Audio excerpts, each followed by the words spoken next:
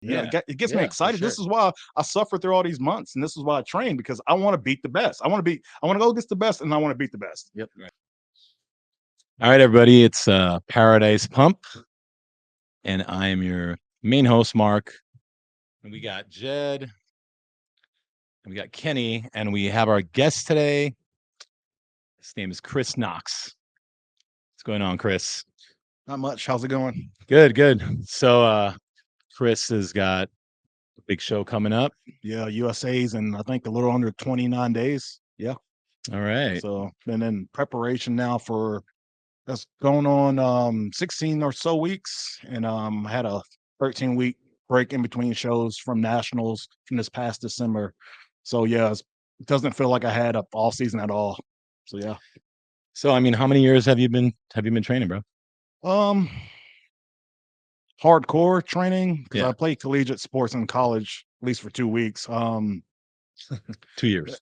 See, Two. I've been training for a long time. I started training when I was 12 years old. I'm 33 now, and I've Yeah. always been addicted. So 12 it's years old. always gave me a competitive edge over my, other, people I went against. So yeah, Oh yeah, yeah. it's a little bit over a decade I've been training. Okay. Well, what was your first show? Where was that at? My first show was North Carolina States. I'm from North Carolina originally, so North Mm, Carolina States. I did the junior class and ended up winning the overall. And me Nice. winning the overall in that was the spark I needed to, to be all consumed by the sport. So How yeah, old mm. were you then? 21. Yeah. Yeah. Oh, okay, awesome. So, I mean, like, what was it that got you wanting to train? Like, besides, I mean, obviously you did a show, but what really made you or drew you to It, competing? well, growing up, the magazines, seeing Arnold Schwarzenegger, I really idolized him as a kid. And my oldest brother was in the two training, so I idolized him as well. And I was a chubby kid, and I kind of got bullied as a kid. And one of these days, I told my oldest brother I wanted to get in shape. I was like fifth grade, sixth grade, and he kind of gave me this really simplistic diet and told me to stop eating after 7 o'clock and don't eat any sweets. So I went and did my first diet. I think I was going into my seventh grade year, and I dropped like Wow. 50 pounds and showed up next year. I think puberty set in, and I showed up the next year, and I was shredded. And I lost so much weight, and my peers didn't even know who I was. So Damn. that's where I got addicted. And then I was obsessed seventh grade all the way on until now. You were So that middle school kid that had the abs. yes, Yep. yes, I was. And then on top of that, I didn't realize I was athletic as well. So I Okay. ended up Right, there playing you go. football, becoming a star player, playing four That's years of what's up. varsity football and all of that. Only it was kind of like if you ever watched the first Peter Parker, the Spider-Man movie with Peter Parker when he Hmm. got his powers. I woke up one morning and I was like, "Fuck, I have abs now." So yeah. So and I thought those muscles was going to translate to me getting girls and everything else, and didn't really work like that until I got popular in sports. So yeah, Mm. So there it is. Yeah. It's the abs. yeah, Always, yes, abs and arms, guys. I was not. oh yeah. Yeah. So, okay, so that's pretty awesome. So what brought you out here to Hawaii? Well, I'm a government contractor. I was at least at one point, and I was working over at Fort Bragg in North Carolina, and they gave me an opportunity to work in Wisconsin, and the position opened up at Pearl Harbor back in 2019, and they offered me the position. So I moved from Wisconsin to out here, and I've been here ever since. And So you solely for work, yeah, and you like it? yeah, I like it. Yeah. I mean, you ever have plans of moving back to the mainland? Depends on what type of money. I Ah. doubt it. Mm. So Yeah. Yeah. Okay. I've been Okay. chasing the money. Yeah. Well, I mean, of course, career. Yeah. That's what you do. So your bodybuilding career. I know. So, I mean, how many national shows have you done? Because you've won a few local shows. I mean, we already Yeah. know that. Like, which ones have you won? Which shows have you won here? I won the Sean Ray twice, and I won the Aloha. I won the Aloha when I first moved here in Mhm. 2019. Okay. I took a 2 years hiatus before that, and then that was when I shifted to another level. And then 2022, I did the Sean Ray just to get my feet wet again because I had such a bad year. And in 2023, I used a 23 Sean Ray to get warmed up for nationals. Right. So Oh, we did okay. a mock peak week for that as well. So yeah, so And three how was that? shows. It was good, 2022, I know it was a lot of gossip and people with hurt feelings around me doing that show, but Why? prior Wait. Why? Why were they hurt feelings though? well I don't want to get into that, but the thing is, they thought I was doing it just because, I don't know why. I was doing it for my own personal reasons. Uh-huh. It wasn't just to think I was better than anybody. I was doing it because the first year I had a death in my family, and I fell off. I lost like 50 pounds, Oh, and wow. I would look terrible. And like the only way I could get my head straight, me and my coach decided is like you need to get a show to get your head right. Okay. So I didn't even know if I was going to be ready for the Sean Ray. Mm. And I started just prepping for it, and the muscle memory is a real thing. It came back. I was downsized from the year before because the year before I did 2021 USA's and I placed fourth. Okay. And this year I showed up and I was like maybe 7 pounds less than what I was on stage. And I ended up doing a Sean Ray, and they gave me the boost to, the confidence to go back onto the national stage, Yeah. where I ended up placing fifth ultimately. Yeah. So, and then 2023, it was just, I had the confidence, I had my swag back, and I ended up getting penalized at national. And I missed my pro card by 1 point, but Yeah. Oh yeah. No. So- I was there. yeah. He should have got it. yeah, He shoulda got it. the guys Yeah. that beat me, the guy that won first, he's a great competitor, good friend of mine, and I beat him 2 years in a row. So it was like good for him. He He got got it. me on the Yeah. third Yeah. time. All right. Yeah, it's interesting that because the local level shows, right? Yes. Because I've done a lot of local shows, and if you're really good, if you're one of the top guys on the island, say, a lot of people are like, "Why are you doing this show? Like, why would you compete in this show?" And like you said, there was personal reasons, and you Right. wanted to get up on stage and you wanted to warm up, and it's been a while. Yep. And why would you invest money and time to go fly somewhere else when you're not sure even like Yes. how you're going to do? So do it over here. What I don't get is you are allowed to do that show. Yeah. So why would anybody be Yeah. upset? You know what I mean? Exactly. And you're at that level, you're Yeah. not a pro yet, so you Yeah. can do it. Yeah, it's the thing. Is like I like competition. Like when I go to nationals and I see like this past year, it was like 40 guys in my class. So it was close to it. Mhm. It made it made me. This is why I do this. My adrenaline was pumping. I was like, yes, I get to compete with some of the best in the country. Yeah. It gets me Yeah, for excited. This sure. is why I suffered through all these months, and this is why I train, because I want to beat the best. I want to go against the best, and I want to beat the best. Yep. Right. So yeah, Yeah, of course. So yeah, yeah. I mean, state level shows, you do them, you qualify, yes, and a lot of times it's a stepping stone, it is. obviously, It's a big for step what you're stone. Yeah, really trying to do, yes, which is obviously national level shows, and go eventually pro. get the pro card and compete as a pro. Because your goal, really, I mean, you want to be a competitive pro, right? Oh yeah, exactly. Okay. Yeah, Oh, yeah. Because there's a lot of guys seen it, especially a little bit older guys. They'll get the pro card and you won't ever see them again. yeah. So you're hoping to have a pretty decent career Yes. competing Yeah. as a pro? Yes, I don't want to be delusional, but I know I can go in and like if I go in as a 212 this year, which I was thinking about doing that, but my weight's being stagnant around 230.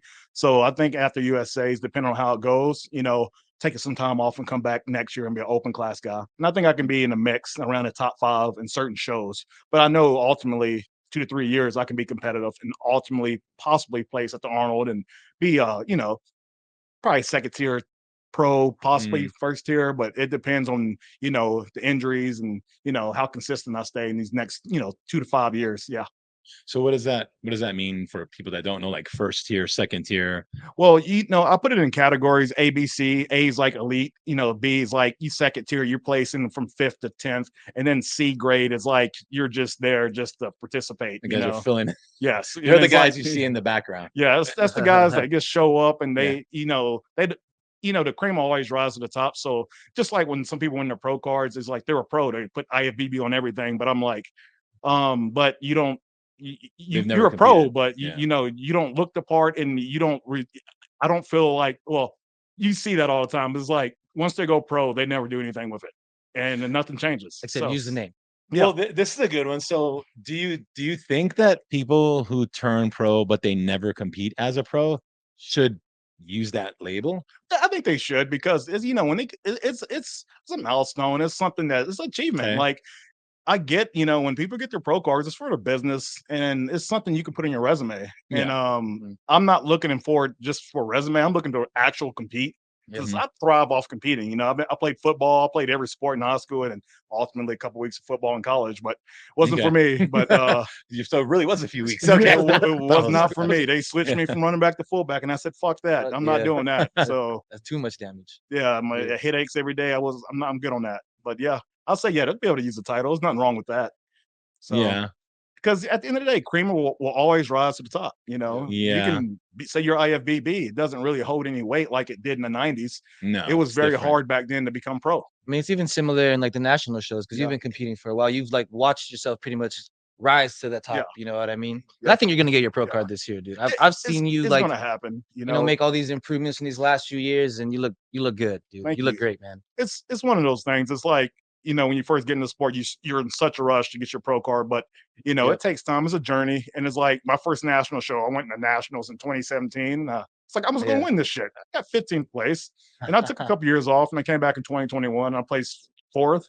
Then I came back to 2023 fifth. No, 2022 I got fifth, and then last year I got third. So it's a journey, and there's no rush. And when it happens, it happens. You know, but Right. you gotta make the necessary improvements and get the muscle maturity. It takes time. Yeah, Totally. because I know when it comes to you, you've always, I guess, seemed to choose certain shows. Like Yes. you've been very picky about, oh, I don't want to go in this show and turn pro in that show because it's not that competitive. Yes. Like Oh, you've this is a always competitive dude. is He that only so wants that's to turn well, pro in USA's or yeah. nationals because he knows that's the most competitive one. Yes, exactly. It's just like, you know, some people's mindset is like, I'm gonna do this show because nobody's showing up so I can get my pro card. Right. And my mind is like, why would I want to do that? Because I want to be ready for the pro circuit Right. once I go pro. So Yep. if I choose the Statesville Classic or the some show you never heard of that's in the Caribbeans, like, and 5 people show up and I win my pro card, like that doesn't, like, you're a pro, but you're not ready, Right. that unless you want to use that for your personal training business or Okay. something. I'm very competitive, and I look at my peers in the industry. They're going to pick at me. I know that doesn't matter ultimately, but for me, for my achievement, even if I played second at nationals, I would have been pissed off. Although I would have been pro, I would have been pissed off. I was like, Yep. okay, I'm a pro, but I didn't win first. So the goal is not even to turn pro; it's to get first. I want style points. Yep. I do, but I ultimately is to win that pro card. So I would be stupid to say I wouldn't be up. I would be mad, but I'd be still happy. Yeah, of course. Because it's the amount of money and work and suffering that goes into this, and broken relationship, lost jobs, and shit I experienced over the years doing this Yeah. sport. Yeah, it's definitely worth it. I mean, how many days a week are you training right now? 5 days, and 6 days of cardio. Okay, so you have a coach, right? Yeah. Who's your coach? David Palumbo. Ah, Mr. Palumbo. Oh yeah, Species Nutrition. Yeah, How 3 long- years. 3 years in the 3 making. years. Three Ooh, 3 years. yeah. Oh, okay. How come you went with Dave? Dave, I talked to a couple coaches prior to him. Chris Aceto was one, and I called Dave and set up a conference, and we spoke on the phone. And I've been watching RX Muscle for years, so it felt like I was talking to a friend. And like I had some digestive issues going on and some health issues, and like I was dieting and wasn't losing weight, and he diagnosed me, like, well, he told me what was going on over the phone. And so I was like, you sold me. And that first year of working with him, we had instant success.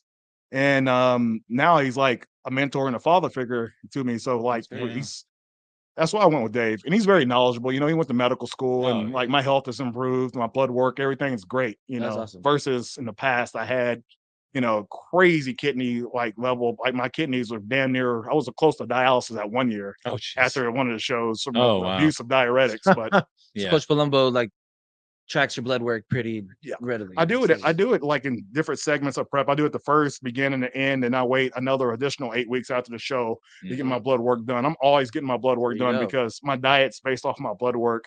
So yeah, a lot of things have There you changed, go. and I'm more concerned with my health. I think that comes with age. When I was Yeah. 21, I would put anything in my body. Now I'm like Yeah. super concerned about what I do. Same thing I said last week. Yes. Yeah. Yeah, we were happens. talking about that on our last podcast. So getting back to training. Yeah. Was there any changes from last nationals to this USA's? No, everything's the same. I train extremely heavy, 2 working sets with a sequence post of the heavy set. So I go 90% of my max on my first set, and then I do a sequence like a cluster, or I do like a drop set, and that's it. I do 5 movements for like chest, 4 movements for back, and so on. And I do 2 leg days. I do 4 movements for my quads on my first leg day, but it's more heavier compound movements. And I do like 2 hamstring movements. And then Saturdays I do hamstring. I do 4 moves for my hams, and I do 2 quad movements for refinement. But nothing's changed because last year the plan worked. It was my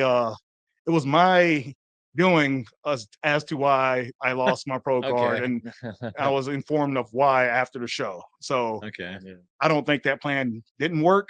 And me and coach, we decided I was a little flat, but it's all good. I still would have won my pro card even if I didn't have those blemishes on my physique. But Right. me being, Yeah.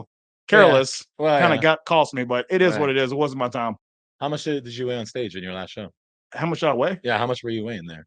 Shoot, I last was show? 214 pounds. I 214. was, So shoot, you're yeah, on the small side for I was heavyweight. 9 pounds under my weight cap. This year, it's gonna be tough. Well, how tall are you? 5'7".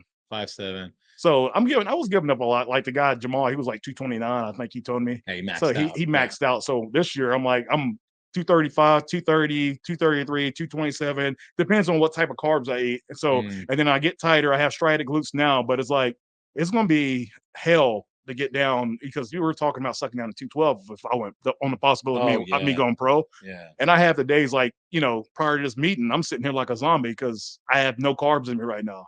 And you're still walking around about It's 230. it's terrible. It's like I always got to tell myself it's just a diet. Yeah, and I'm still 230. Yeah, Yeah. so yeah, it's rough, and like I got to cut these diet sodas out, but Soon. it's the only thing that's holding me over. How much carbs do you get? I have keto days, Keto and days? I get zero carb, Zero carbs? and then on my carb days, it's around about 120 carbs on my carb days, and it's like the first 3 meals, and it's very low. My lady actually eats way more carbs than me, so it's like I'm seeing her eating her carbs, and she's like, "I'm tired." I'm like, "Okay." Well, she also competes too, right? Yeah, She does competes. bikini. So Yeah. how is that? Like Oh, you guys shit. butting heads all the time or what? About to kill each other in the house sometimes, dude. But- Is she competing right now? Is she training for something? Yeah, she's getting ready for Team U. And Okay. I'm like, Oh, I'm that's probably pretty I'm soon, probably too. gonna get chewed out because I get this show wrong. Because she tells me every day, but it's fucking Team U or something. And she's flying out tomorrow. So Okay, but okay. it's good to have somebody that understands. Yep. But it's also bad when both people are fucking moody and irritable. Because it's like for you don't sure. want to. Like I'm not affectionate when I diet. Yeah, Right. And yeah. it's just nothing like that side of me. I don't want to be touched. I don't want to talk. Like in the morning time, don't talk to me. Yeah. I hate that. And it's like I gotta correct myself. I'm like, what am I doing? I gotta, be a good companion. But when you feel like shit, it's really, really hard, and then even at work, it's like you gotta be professional. You can't be a dick. Yeah. And a lot of the times in this sport, when you're at the end of the day, you're doing this shit to yourself. So you shouldn't take your moves out on other That's people, right. but it tends to Yeah. happen quite a lot. That's right. Especially those last couple of weeks. So I try to separate myself from everybody if I Yeah. can. So yeah. Yeah. No, I get it. Yeah, I mean, you see it with everybody that competes too. I Yeah. mean, we've been all around competitors, for a Yeah. long time already.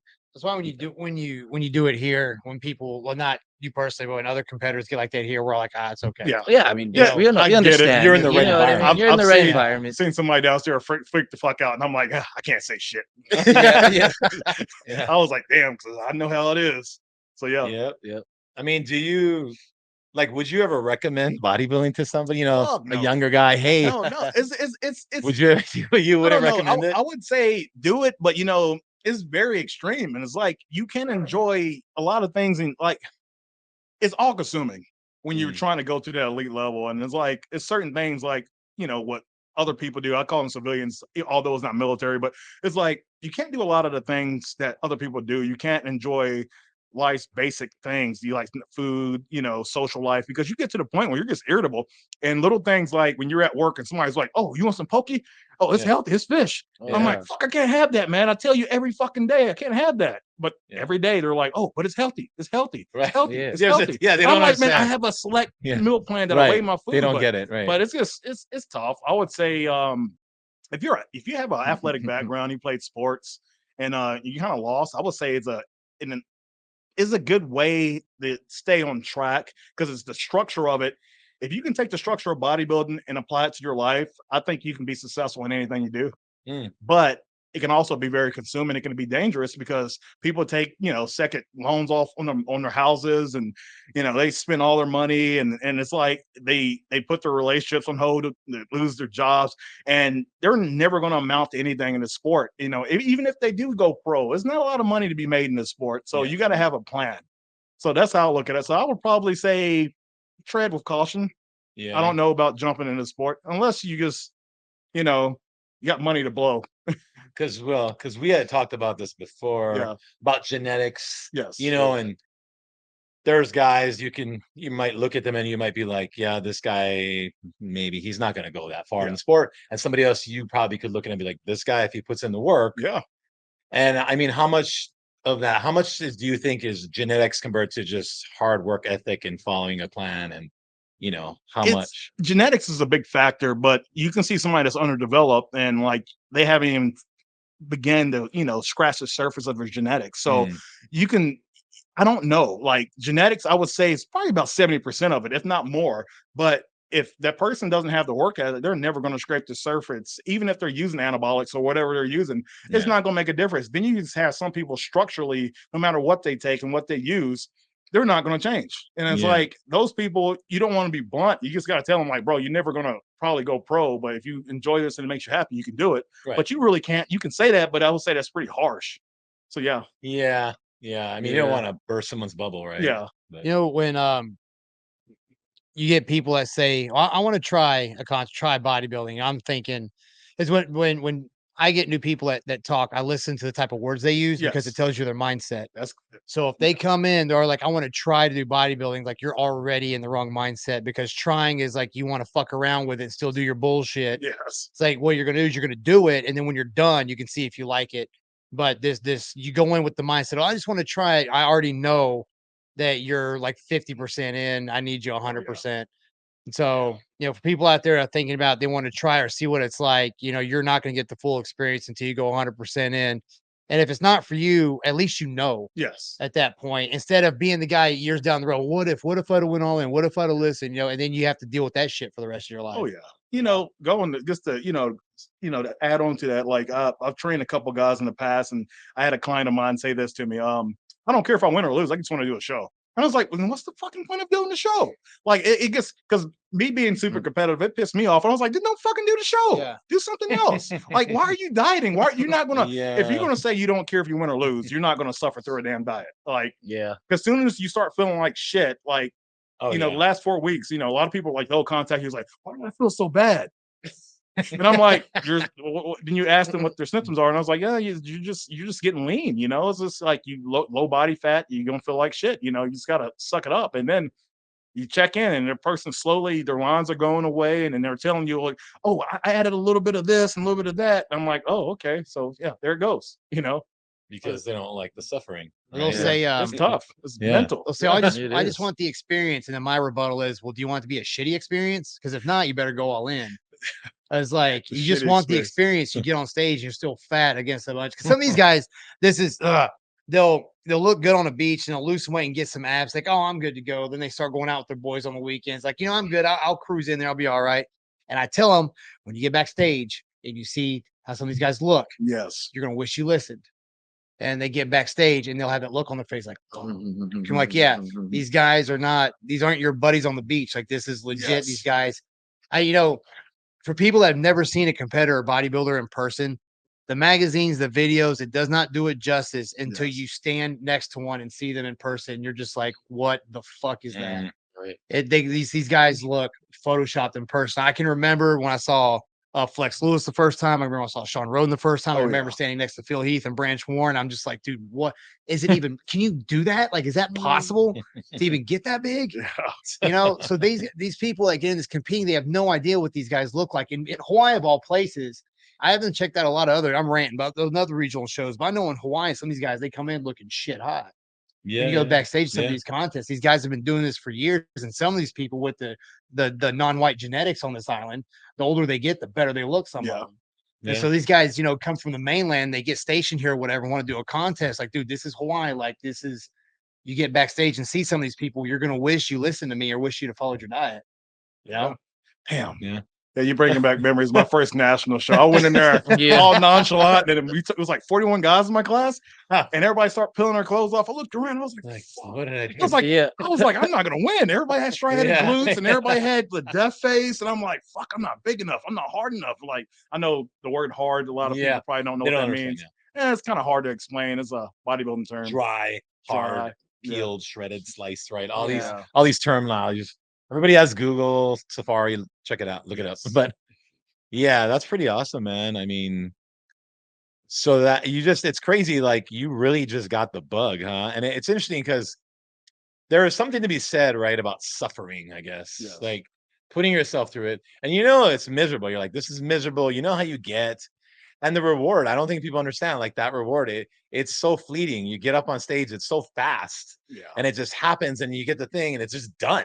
Yeah. And then like the next day, it's over. Like, Right. and most people, I mean, especially local shows, I think most people don't even know you even won it. People don't know. Yeah. They don't care. It's for you, right? Yeah, the highs are very high and the lows are and the very low, low. right? And Yes. so Yeah. this is what I want to touch on was you ever get that post contest depression? I get it every year. It's rough. I've been to therapy over it and everything. It's tough because you don't get the outcome you want, and then you gotta you cruise off that high for a couple of days. You get top 5 or something, and people applaud you. Then, Yeah. like you said, nobody gives a shit. You Yeah. know, Yeah. they just Nobody gives a shit after a while. After like a It's week, like- it's over, dude. Especially if over. you didn't turn pro, it's like fuck. It doesn't matter if you got third, Yeah. fourth, fifth, or not. It's And even just- pro, I think maybe people celebrate it for a few weeks. Oh, And then yeah. they're just over They're it. quick to forget. You know, they're you quick win a to show, forget unless yeah, you're doing they're something. oh, Yeah. you're like they'll forget about you in a week.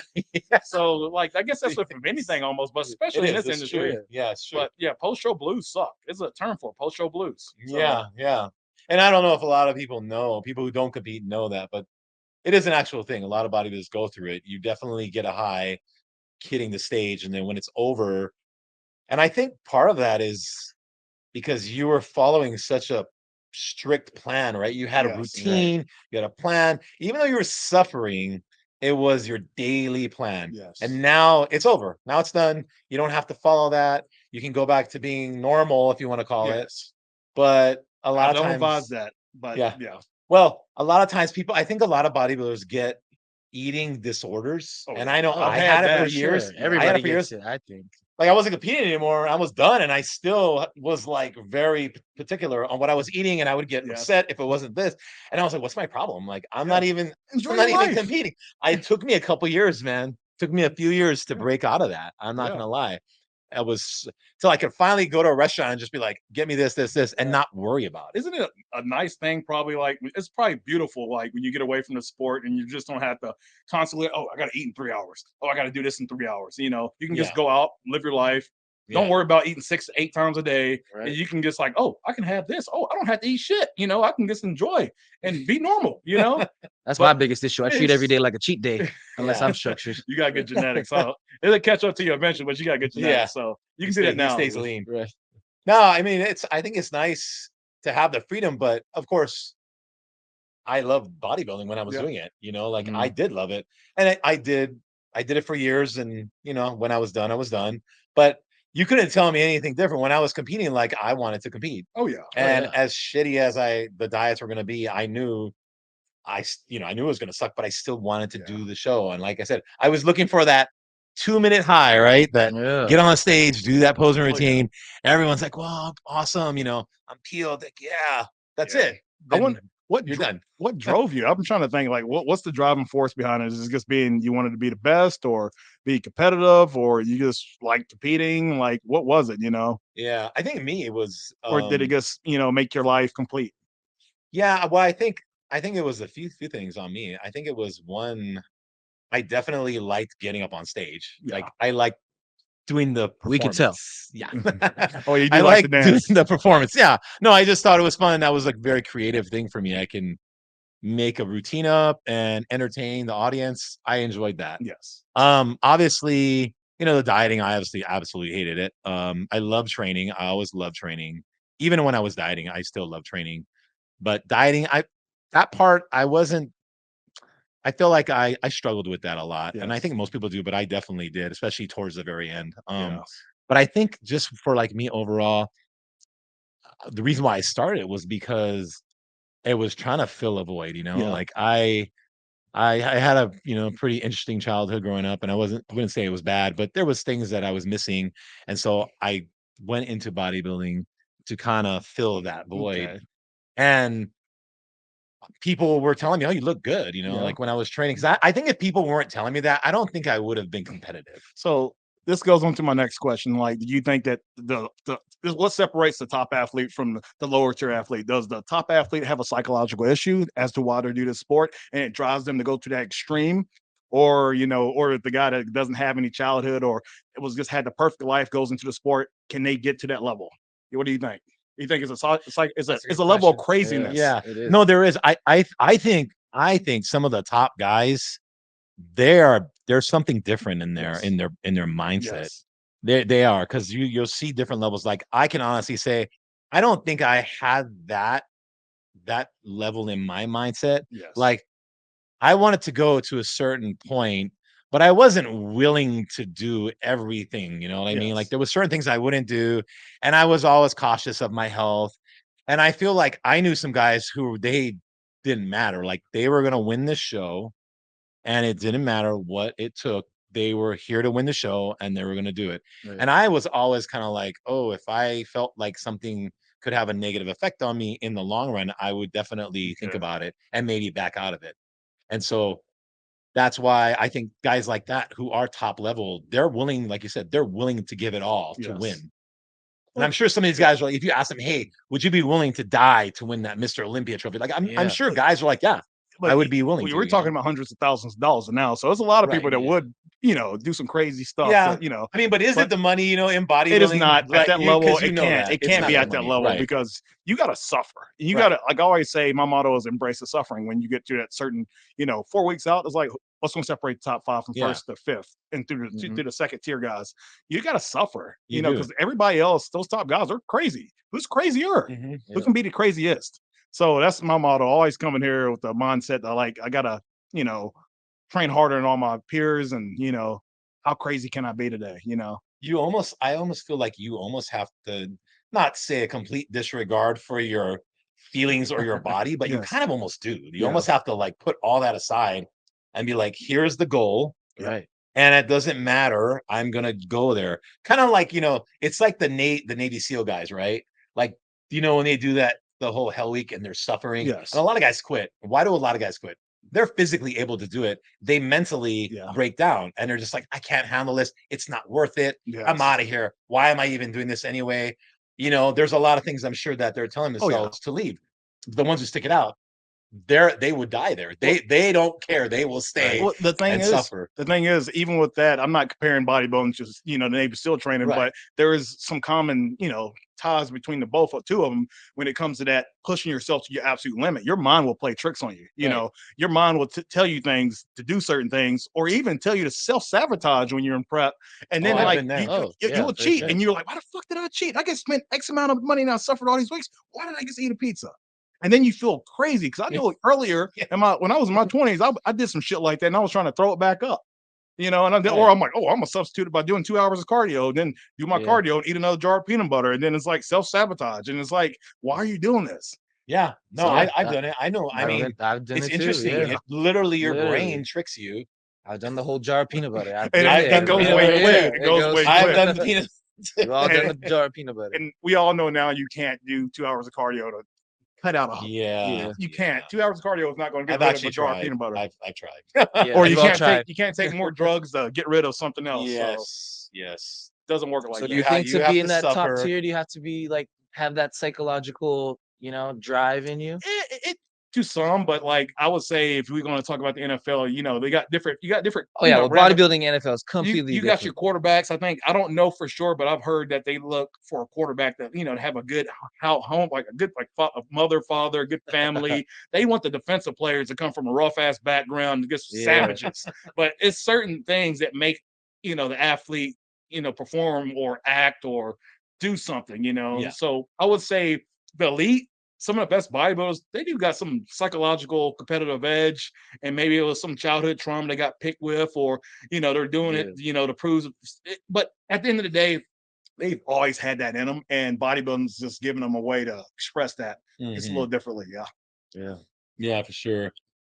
I mean, one of my favorite bodybuilders, Dorian Yates, Yes. his physique, I mean, it wasn't the prettiest physique, but I always loved his mentality, Yeah, he was. the mindset of this guy, he Yes. He went at he it. was just Yeah. so focused, and he was just driven, and nothing stopped him. And and he even said after he was done, I mean, he didn't know what he was going to do, because it was everything to him. Yes. Competing was everything.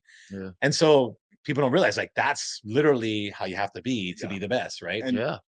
when he was done, going on the post show blues, when you're done, like this is my worry in the sport, like because it's been all consuming for 10 years. He Mhm. like I love competing, but at his level, he got really depressed after he did. was done. And Yeah. he got hurt. He was kind of forced to quit. Mhm. So he had to find himself again. You had to and like now, some of his interviews I've watched, he's more so of like he's a little bit better now, but at one point I felt like he hated the sport of bodybuilding because it brings him back to that dark place and where he had to take his I mind think so. to get ready for the shows because so. there's no like when bodybuilding can be fun, but those last couple of weeks, there's certain days, this is hell. You're just like, fuck, I gotta do this shit, Yeah. but then you have your days when you're on stage, it's great, but when you gotta suffer and you gotta work your 9 to 5 and you gotta be around people and you gotta pretend, it's fucking hard. It is a dark place. I Yeah. do that's a good term because I mean I felt like that Yeah. towards the end. I remember my last two shows. My last two shows. I was just like, man, this is horrible. Yeah. Like I think I knew I was done. You know what I mean? But I could still do it. But I just mentally, I just knew it was like, man, I can't do this anymore. Even though physically my body still looked great. Yeah. But I just kind of had enough. So what do you guys recommend athletes do when they, get into that position? Well, like manifesting is a big thing, but the mind, I would say the imagination is boundless, it's limitless. Mm. So, I always look at your thoughts are on a conveyor belt. And you can either get a negative thought, they come instantly. You get a negative thought and it's circulating through your mind, it puts you in a negative mindset. Take that thought, put it back on the conveyor belt, grab a happy thought, think about that, put yourself in a better mood. Like you can feel like shit, but you can tell your body, you control your body, you control your thoughts. Control your mind. So I would say read, find some way to put yourself in a better mood. But I would say manifesting and instead of you got your friends or your peers, oh, I feel like shit today. Don't say stuff like that. Positive manifestation. Yeah. You can say, oh, I can do this. This is easy. This is nothing. Although you might internally or physically feel like you don't feel that great, but you can't speak that into existence. Words have power. So I will say speak positivity over everything you do, everything, and it makes a big difference. You know what? One thing I've know this actually happened to me today. When I get like that, you normally don't want to talk to people and you'll snap. Like if I'm out in public, I'm going to the grocery store or I go buy something, I force myself to start saying nice and just like I can't remember what I said to the lady today when I was buying stuff at the Next, but I just started like shooting conversations. How's she doing? I left there feeling 10 times better than when I walked in there. There's a lot of truth to that because it's like when you feel like that and you just make yourself talk to somebody, just that conversation just makes you feel better. But going on the word test, I think I was reading an article last week about it was an individual that was speaking to water. One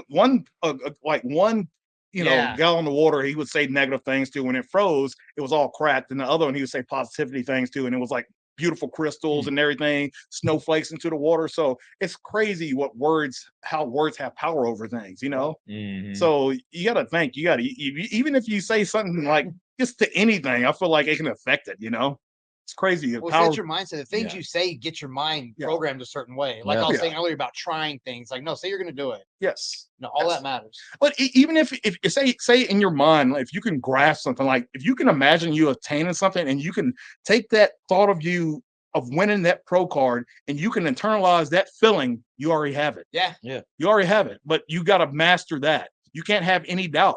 That's an art, Now, if you sit there and say, "Oh, I'm gonna do this," or you can't, you gotta say, I got this, I am this, I am that." You can't say, I can do this," because it's almost weak.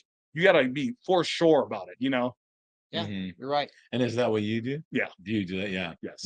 Yeah. I think that's important. Yeah. Do you think that helped you become more successful? I would say it definitely does, but it's mastering it. I've been reading a lot of stuff here lately about this manifestation in general, but it kind of alleviates the stress on my mind because it's like outside of that is this bodybuilding. I'm just trying to escape it sometimes because I don't want to hear anything bodybuilding related or even how it is coming here and you got to train, and when you invested so much into it, like you have to work out. It's not a hobby anymore. It's more like a chore. It's like, okay, it's a job. So you just got to get through it, So yeah. No, for sure.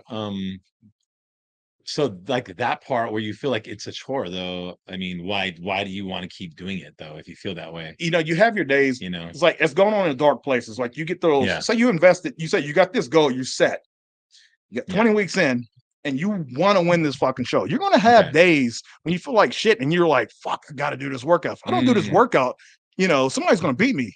Or you know, it's just like you're not gonna be your best, but you want to slack off sometimes in your head mentally, but you can't do it. So it's like that's when it becomes more of a chore or a job, and it takes Yeah. the fun out of it sometimes. So Mhm. you got to come in here. Like the days I feel like that, I just make myself go through the workout, and I push it, and I try to think about I just try to think about positive stuff while I train. I actually listen to motivational speeches, and it just gets me in the right mindset. Mhm.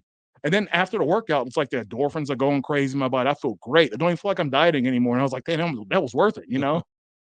Yeah. I think that's interesting. I feel like anything that you do, I mean, when you get to a certain level, when you're good at something, you're training hard, I feel like it always kind of sort of becomes like that Yeah. chore almost, Yeah. right? Like when you're at a certain level, Yeah. you know what I mean? You can be Because passionate there's about it. hobby, but then I think it'll always turn into that when you're going to these higher levels, whatever sport that is, because now you're going up against other people that are at your level and they're really talented and they're Yes. competitive.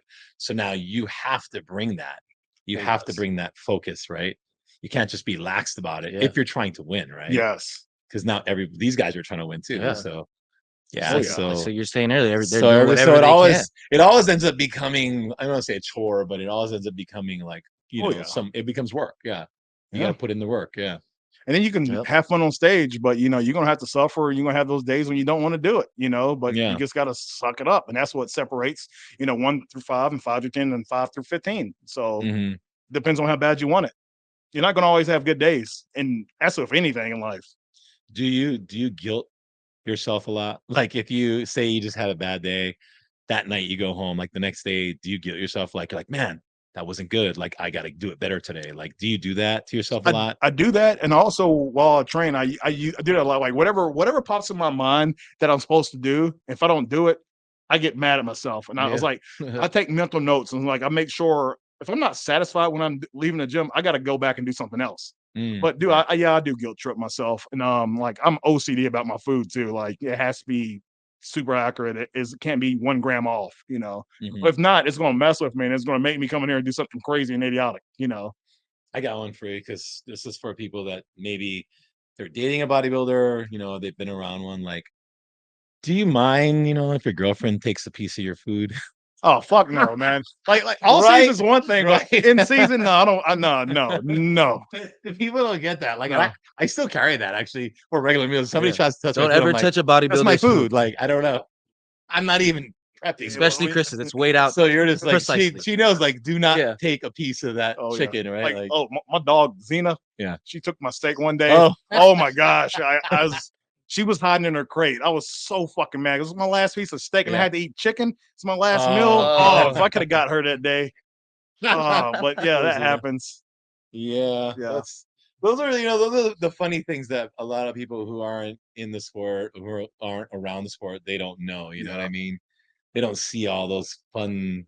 I don't say it's fun, but it is kind of funny when you think about it, right? It's always funny, like, you know, when you make it through a prep. And you know, remember that year? I was like, I think I was getting ready for USA's in 2021, and you see me having a fit. Oh, yeah, super impatient. yeah. And you're like, damn, I'm glad it's not me. You were reminiscing on the days you were doing that shit. Yeah, you know? I was like, I'm glad I'm done. And it's like you look back at it. I look back at it. I was like, why the fuck am I such an asshole? You know? Yeah. And you feel bad about that shit post show. Yeah, Like, but when you're in it and you're depleted, it's like you lose your fucking emotions. You're like numb to emotion. Like you don't give a shit.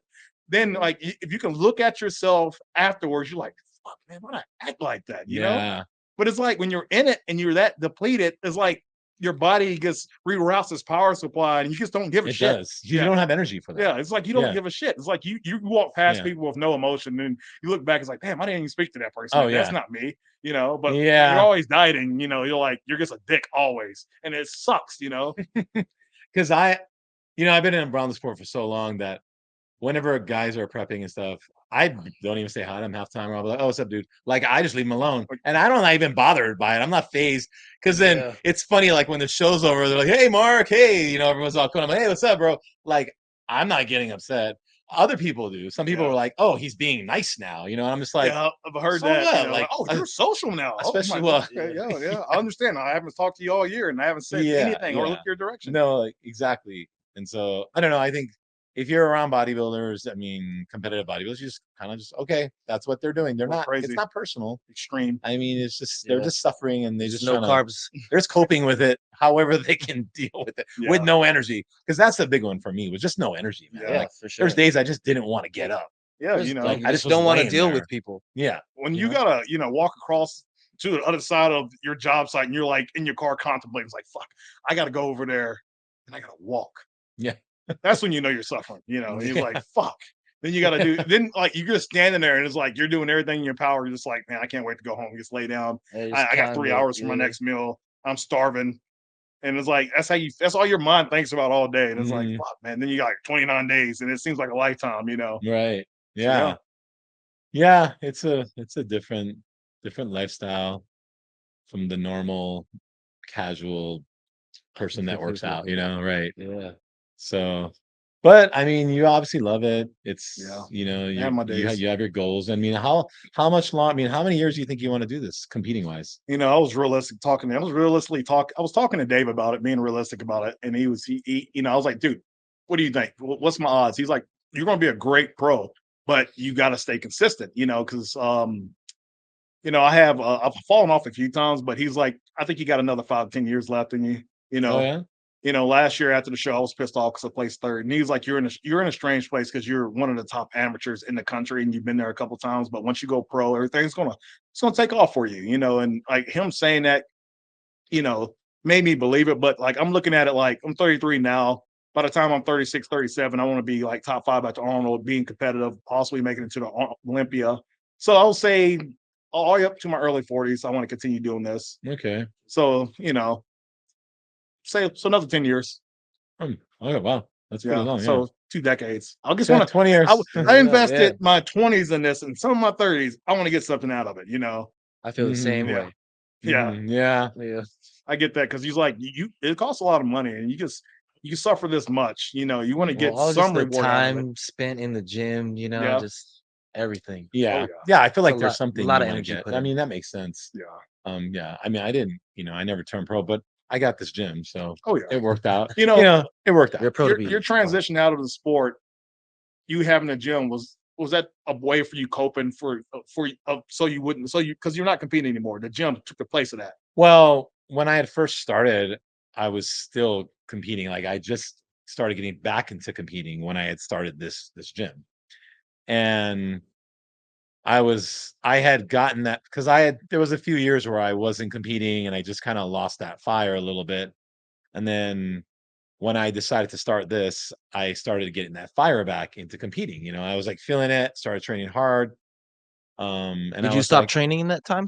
That time? no, I mean, I kept training, but it was like it was sporadic. It wasn't consistent. I didn't Yeah. have a program. I just was kind of coming and going. And then when I finally decided, like, okay, I want to start competing again, and I was training really hard, and I had this gym, and I was trying to do both, right? Start a business because you know how it is. You need to be obsessed to do well, especially in Yes. bodybuilding. So I was trying to do the business, but then I was also trying to compete. And so some of the shows, the press weren't that great because I had other things to worry about. And my priority was always going to be the business. And so I was trying to, but I still wanted to do well in bodybuilding. But bodybuilding for me was like here, and my priority was business, success in the business. But they were close. And then I had competed in a few different shows.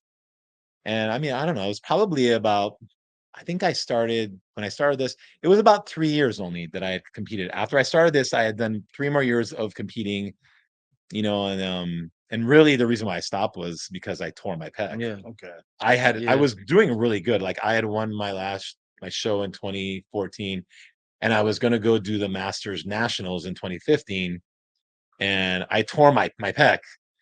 And that was kind of for me, I was like, well, maybe this is it. Like Yes. maybe this is sure, I could possibly keep going and maybe I could have turned pro at one of those shows, right? One of those master shows.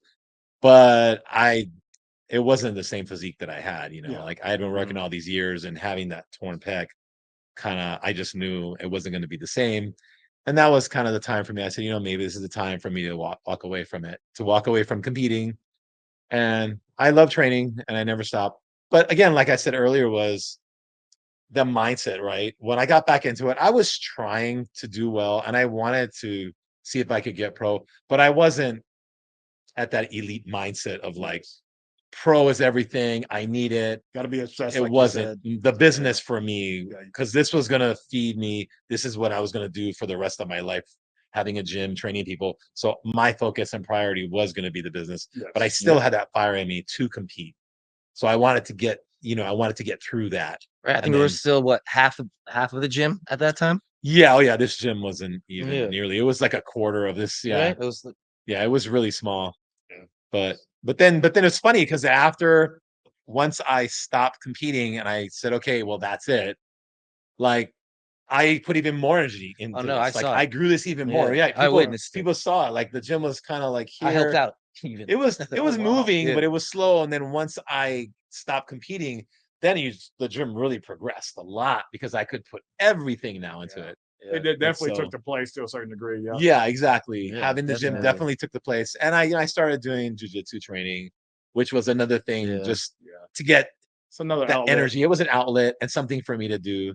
And I felt competitive because it was like I'm not competing in jujitsu, but going to class and you're competing against somebody Yeah. on the mat. It was it's fun, like, okay, I get some of that competitiveness out.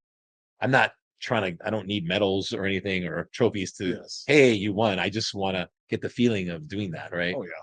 And so, yeah, so that's it. And now, I mean, I'm glad that, in a way I listened, to the sign, like, hey, I think it's a sign, Right. it's telling me something. Hey, you got to listen. And I think people miss that a lot of times. Yes. Sometimes there's signs that happen and it's in front of you and you just kind of go, Yeah. no, you push it away. We've Keeps had coming conversations back. in the past. Yeah.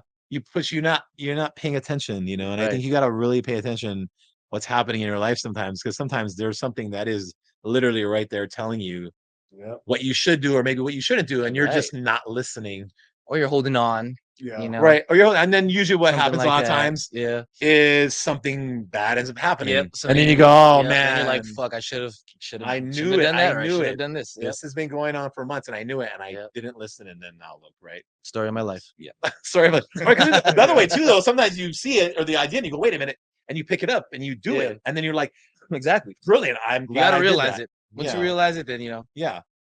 It's pretty cool. So So Yeah. on that, like Chris, what do you see yourself doing after bodybuilding? Haven't thought that far ahead. I was gonna say because I have no idea. We're the same age. can't- Like I haven't even I thought can't even about see it. Really. myself being a family man or anything, but ultimately, I guess so. But I maybe coaching, maybe I don't know. I don't know. It's kind of scary, It's just like I know at the end of the day, bodybuilding is not everything, and it's more like than just bodybuilding.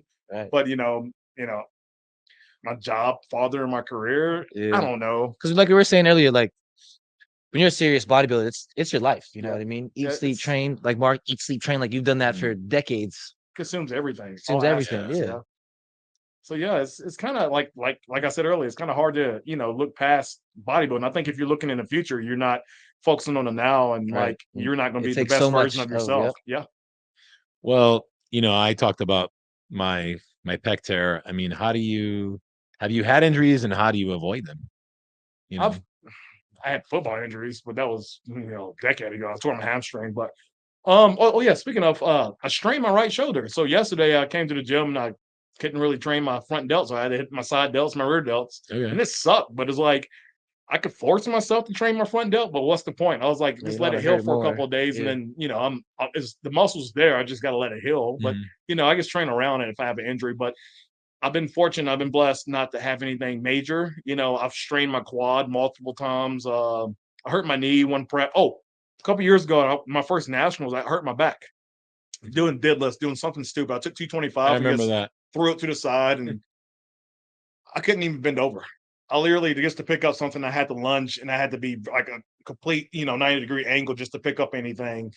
But I managed to make it through that prep, but it was very awkward. I had to really restrict a lot of my movements. Yeah, posing must have sucked. Oh yeah, it Yeah. sucked. And then even at work, I was working at the nuclear facility at the time. I had to lie and say I was fit for duty.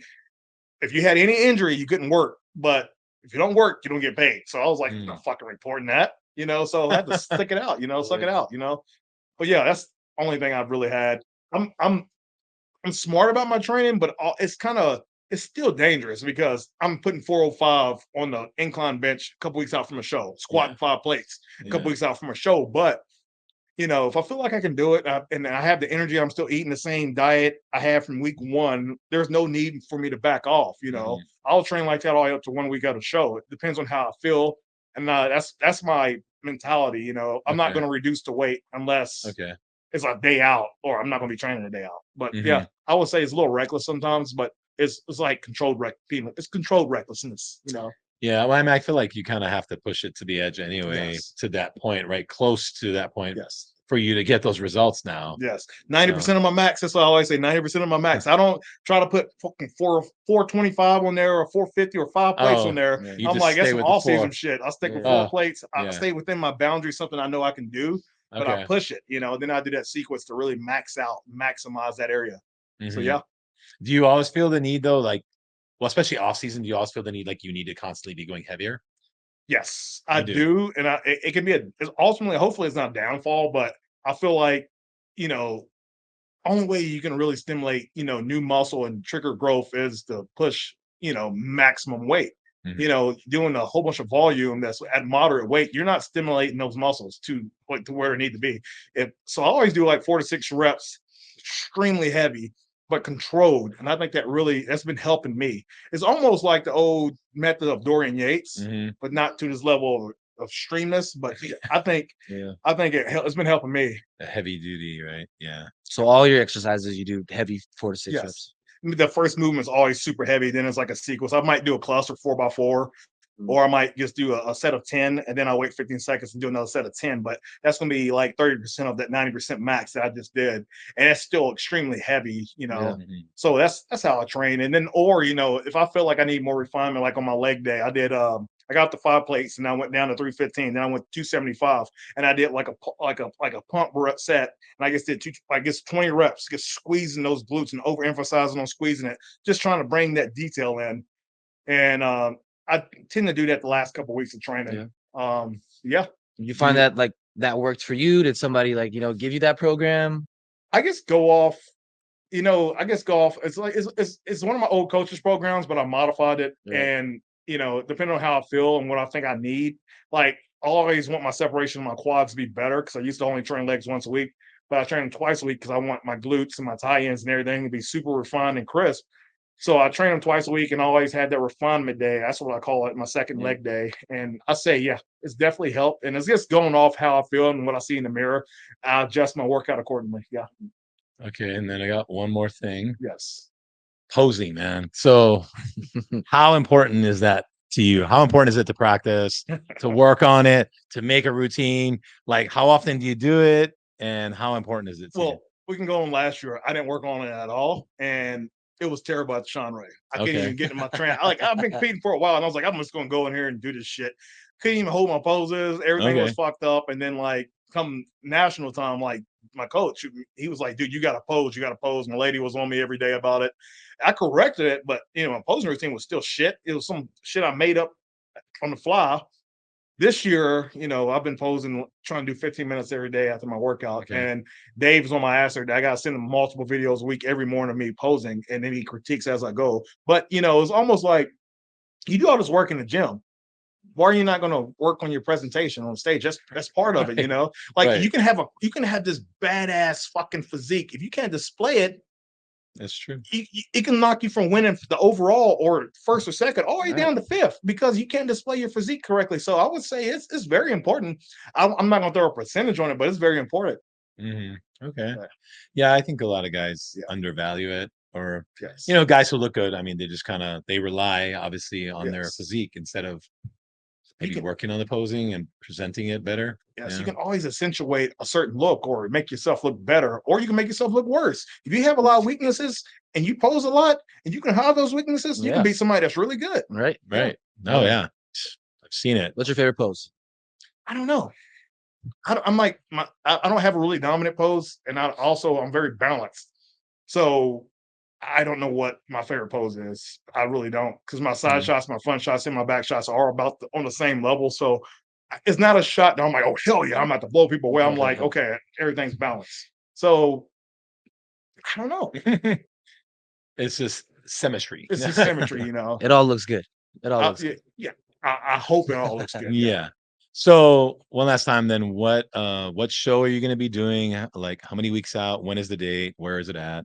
I'm 4 weeks out exactly from USA's, and it's going to be in Anaheim, California, July the 27th, and I'll be competing as a heavyweight again. Awesome. You know, Yeah. this is my fifth Awesome. national show, so yeah, Yeah. hopefully the fifth time is the So charm. we're looking for Yeah. We'll be the rooting first for you, place bro. overall. First on this place, one. first place overall. There's First some hard place. hitters. All in of that it, super- yeah. yeah, all of it. Yeah, it's got to suffer a little bit longer. Do you know any of the other guys doing heavyweight? Yeah, Of course you do. they're all the same. Oh. We get You switch know, places every year. Yeah, you guys all. And then Yeah, there's it's a pretty fun. freaky super heavyweight, you know, that's going to be there. So that's the guy. Like if I get out of my class, which I should, I'll be competing against him for the overall. Okay. All right. I'm assuming that he's doing it. So he's All been right. posting up. He's looking crazy. We're gonna be looking for it, man. Oh yeah. Well, thanks for coming on, dude. Thanks for having me. Appreciate you. Yeah, you know. I actually have energy now. So, yeah. Yeah, I mean, he love was you. about to fall asleep before we first started. I was like, I was wake up dreading for an this hour. shit. Wake up for an hour, man. But yeah, you're up now. Yeah. So Yeah. awesome. Well, you guys got anything else to say? Yeah. Chris? all right. Okay. Thanks for Right coming. on, dude. Thanks for having Appreciate it. Yeah. Thanks for coming on Paradise Pump, and aloha, everybody. Yeah.